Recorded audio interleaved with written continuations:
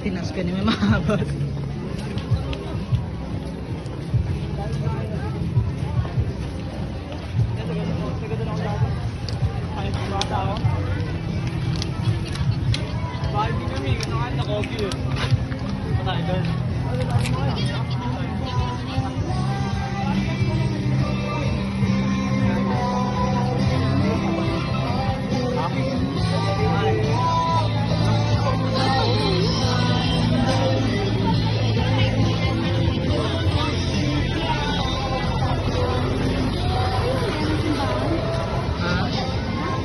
Aray, umana sa taas.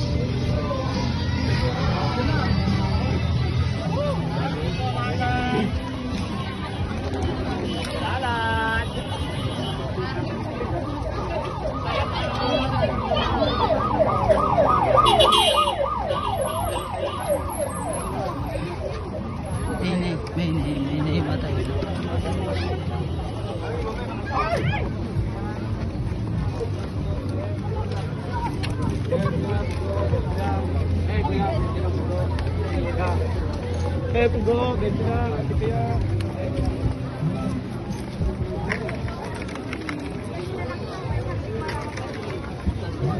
Dahil tanakuhan sa babaan eh.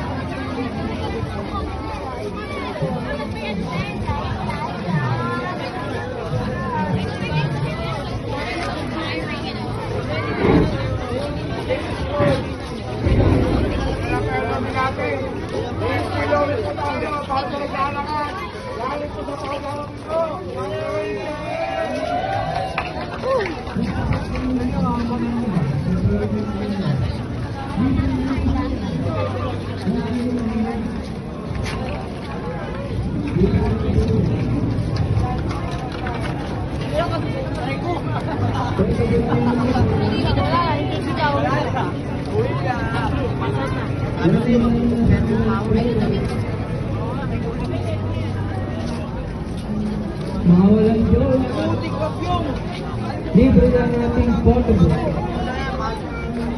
Sa mga may jowa naman, libre din, habang masaya pa. Ano bibili ka mo?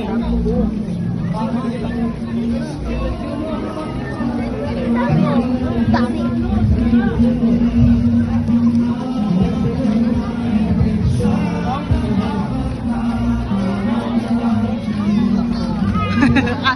Akala niya, ipaposta man.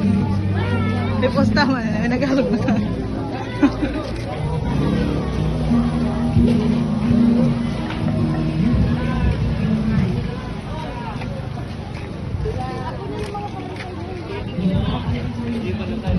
Ang ikalawang istasyon, ang panalangin sa Getsemani. Sinasamba at pinupuri ka namin, Panginoong Jesucristo.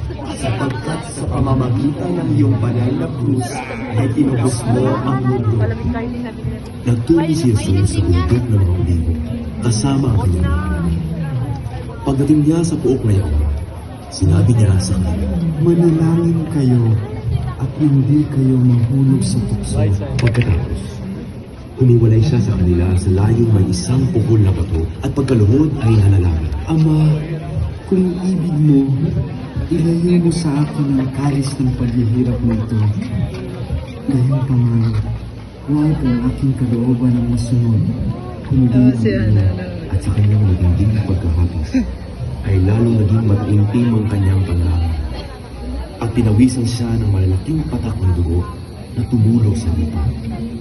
Hindi na kailangan pa maging mamumula ni Jesus para malaman niya ang mga susunod na pangyayari ang kanyang pagbubusan. Iyon naman ang kapalarang inaabot ng mga propeta sa habang panahon. Dahil sa kanilang mga turo, sila ay tinitilisan